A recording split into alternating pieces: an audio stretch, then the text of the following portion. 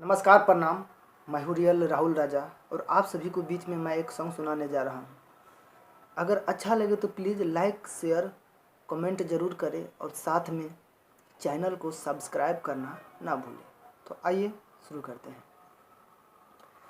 ना जाने का हो गइल बाटे आज, सर से चुनरिया सर केला, अखिया मिलावे में लागी लाज, धक से कर जबा धर केला, मन में मिलनवा के चाहत जगा के, झूठे प्रीतिया के सपना देखा के, दिलवा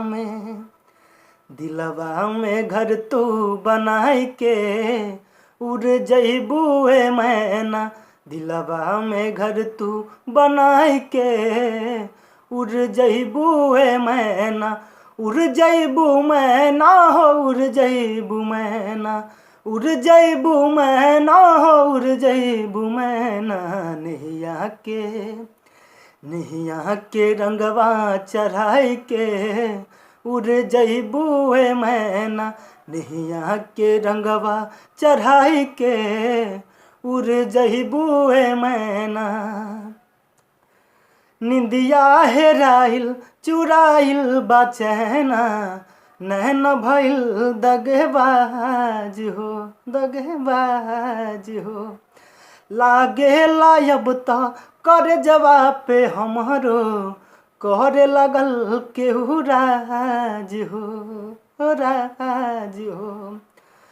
आज तू बारू असरा धरा के, हो जइबू एक दिन दूर हो, शीशा के जैसे दिलवा बेचारा, हो जाई चकना चूर हो। खोता के खरहल बनाई के, उड़ जइबुए मैना, खोता के खरहल बनाई के, उड़ जइबुए मैना।